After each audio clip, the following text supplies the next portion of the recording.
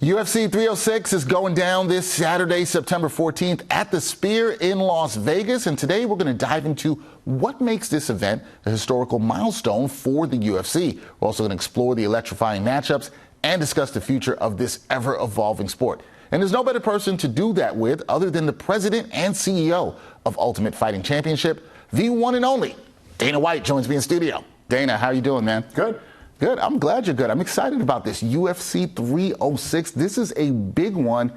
I know you're pumped. Yeah, no, I'm very excited about this. I went and experienced you two at the Sphere. Yeah. And literally halfway through the show, I looked around and said, I'm going to do this. I'm going to pull off the first sporting event ever. So that's where the inspiration came from. You saw you two and was like, okay, I have to do this. So just for people, let's let people know, UFC 306 set to be the inaugural event at the Sphere in Las Vegas. You had the inspiration from seeing the U2 concert. What makes this venue a landmark choice for such a significant event like UFC 306? Yeah, it's a special place. It's different. The technology there is like nothing you've ever seen before. There's motion in the seats to the screen itself. I mean, look at the shot of the outside. I mean, the exosphere is amazing. And this is one of those events that you will experience it as soon as you land in Vegas. You're going to see the Sphere with the Noche, stuff on the outside. And then once you get inside, you realize that the Sphere is the star of the show, right? If it's you two or whoever it is. So what we were challenged with is how do you go in there and make the Sphere everything that it is, and then you have to stop and focus on the fights. So we built a movie. Right? And this is on Mexican Independence Day next Saturday. We built a movie which is celebrating the traditions and history of Mexico, right? Not only as a country and as a people, but their contribution to combat sports. And I call it my love letter to Mexico. So this movie will play, and there will be chapters to this movie. So a movie will run, they're 90-second movies, then the fight will happen. Then another 90-second movie, and the Sphere itself, we call them worlds. The fight will be inside these different worlds. And the show will start at the beginning of time and will end in the future of Mexico. See, all that's interesting. I want to see it because everything I've seen about, we were talking about this a little bit before, seen from the Sphere, it looks beautiful, right? Somebody might hear that and say, seems like there's a lot going on. How do you think the unique features of the Sphere is going to enhance the viewing experience for fans at UFC 306? We think it's going to be unbelievable. That's what we think. But the thing is, it's never been done before. So you don't know how it's really going to go until it's over on Saturday night. And this is a one and done. So the reality is everything that we're planning for this thing has to be executed perfectly and seamlessly that night. And then that's it. It's a wrap. I mean, it'll be a one and done. I'll never do it again. This is one time only, never going back to the Sphere again at all? No. Well, I'm under contract with MGM, and we had sort of a beef. And in our beef, I wanted to be able to do the Sphere on Mexican Independence Day. And, the guy who runs MGM said, all right, go ahead. You can have the Sphere this night. So all right. Not only that, our budget for this thing was $8 million, and I'm $20 million in. So yeah, this is going to be a one and done. So when you think about when we go, so you two, whatever they spend, they're doing like 40 nights. You just have one. One. You just have one night. So they can amortize that cost over 40 nights. I'm in one night, one time. That's it. It's a wrap. So as you hear from Dana, this one is a special one for the fans.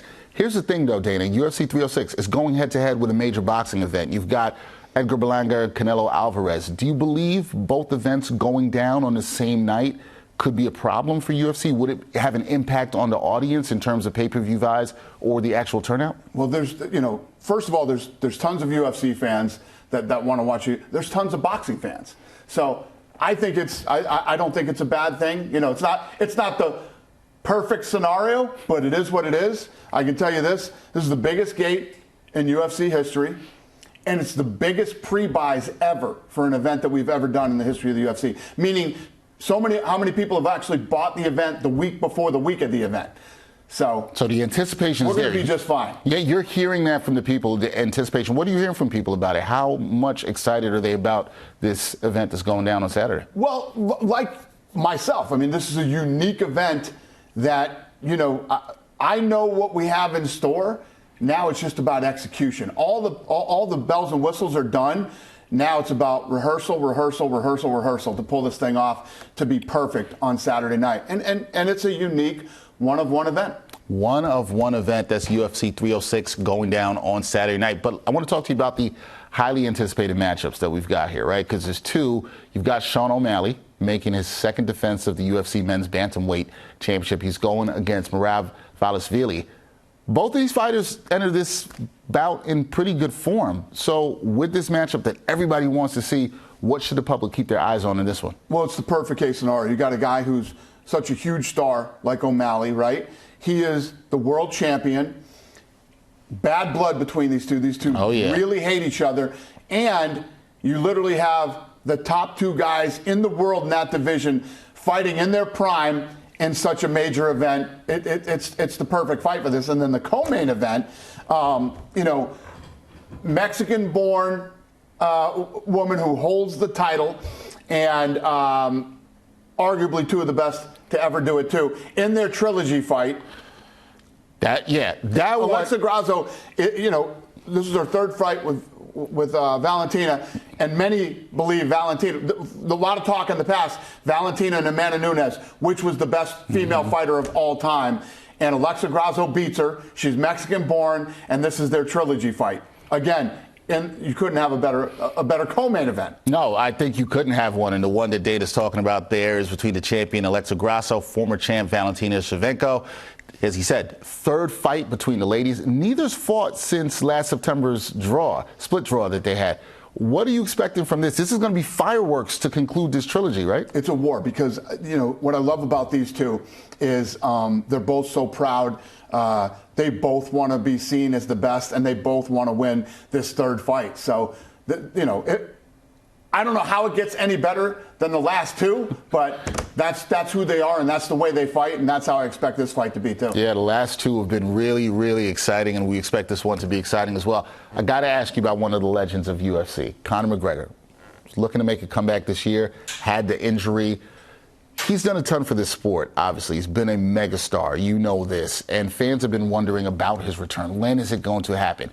And can he still compete at a high level? In your eyes, from somebody who knows him, does McGregor still have that hunger?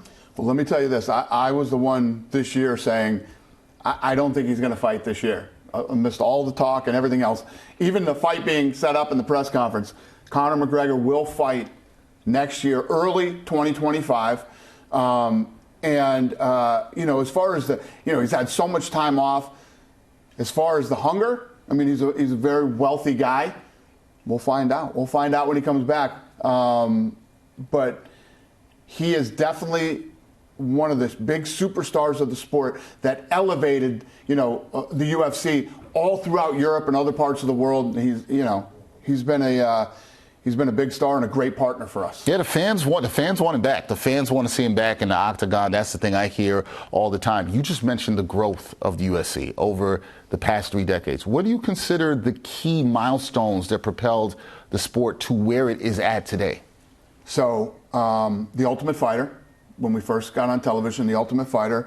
Then you have stars like Chuck Liddell, the George St. Pierre's, the Ronda Rouseys. Then a guy like Conor McGregor comes onto the scene and just blows it up globally. And then the next big milestone for us that really sport, I want to say, grew like something like 68% when we went through COVID. When I made the decision that we were going to not stop because of COVID, we were going to keep going, we created Fight Island. The sport just blew up after that. That was a big time for you guys to keep the show going on, right? Was there any doubt for you that things might not go the right way? But you count that as a milestone, a major moment. You're right. You guys were able to continue to have shows during that time. When you look at that, are you very impressed with what you were able to accomplish It's there? the hardest thing I've ever done in my career, for sure. And when you look at the growth of it during that period, we were the only thing on. Yeah. So people were dying for sports. So fights that we were doing at that time that would have done 300,000 buys, we're doing 1 million. Like every single fight we put on did anywhere from 900,000 to 1 million buys.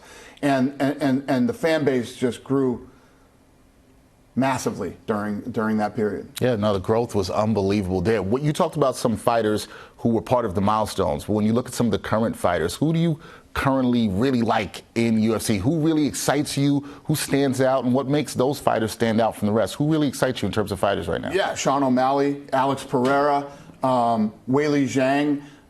There's so many. I could tell you so many fighters right now that I absolutely love. We're in this different era in the UFC where these, not just the fighters themselves, but their camps, they've all become smarter and I don't know exactly how to explain it, but we have this mentality now that they all want to fight anybody, anywhere, anytime. And a lot of that starts with these new camps that are out. Israel Adesanya. Israel Adesanya, I mean, if you look at how he burst onto the scene and was willing to fight back-to-back. Alex Pereira, when Conor McGregor fell out, was on vacation in Australia. Left his vacation in the middle of vacation and came and fought in the main event. Dan Ige was on the couch watching pay-per-view and jumped up off the couch and came in and fought recently. I mean, it's just, yeah, there's a whole new mentality in the camps and in the fighters themselves that is just very fun right now. It's very fun. It's very unique. You don't see that in other sports, right? Guys just willing and ready to go, especially as difficult, and I just want to stress, difficult as combat sports is. Got a couple more for you, Dana. Women, I want to talk about that in UFC. They've become prominent figures in this sport. How do you assess the growth of women's involvement in mixed martial arts, both inside and outside the octagon? Yeah, so like I said earlier, Ronda Rousey was the reason that all that happened. She came at the right place in the right time and spoke to me in a way that I got it. And I never saw the women. If you watched boxing back in the day, you'd get two women in there that had no defense whatsoever and they just start going. The technical aspect of the women that fight in the UFC, they are so technically unbelievable, and they put on some of the best fights. We just had Saturday. Saturday, the two women who fought were the fight of the night. It was incredible. The fight was unbelievable. Standing ovation in the apex after the fight. Yeah, no, women's combat sports has advanced light years in the last 10 years. Yeah, and you got to be excited about the future of women in combat sports. Last thing for me, Dana, UFC 306 coming up on Saturday. Landmark event, groundbreaking venue. You are very excited about this. We saw with UFC 300, right? Stacked card, massive stacked card for the fans. Fans are starting to expect these kind of events from you, and you're trying to deliver it again on Saturday. These two historic events I just mentioned, 300, 306, happening close to one another. What's the next big thing?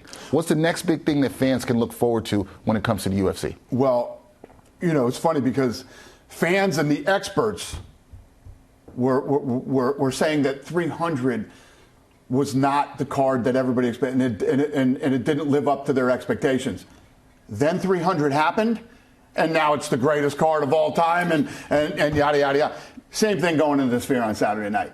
Saturday night, we're going to the Sphere, and people are like, oh, da, da, da. Yeah. Do me a favor.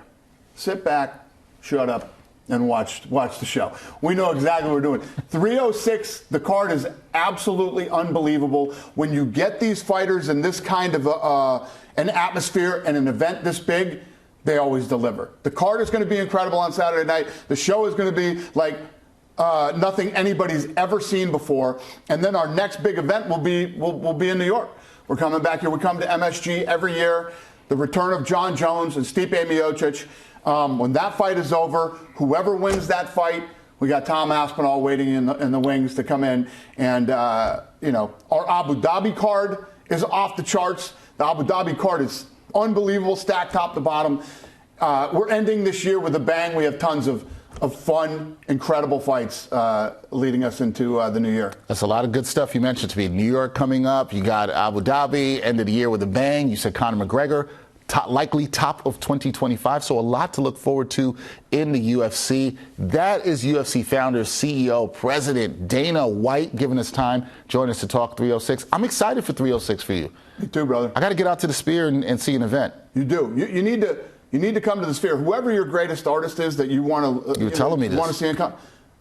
Trust me, everybody watching, whoever your favorite, the Eagles come in right behind us. You're going to go to the show. I'm going to the show. I already have tickets for the Eagles, and I look forward to watching that. You're going to have a fun time in Vegas. UFC 306 going down on Saturday. Should be a good one day, and appreciate the time. Thank you, man. Thanks for having me. Anytime.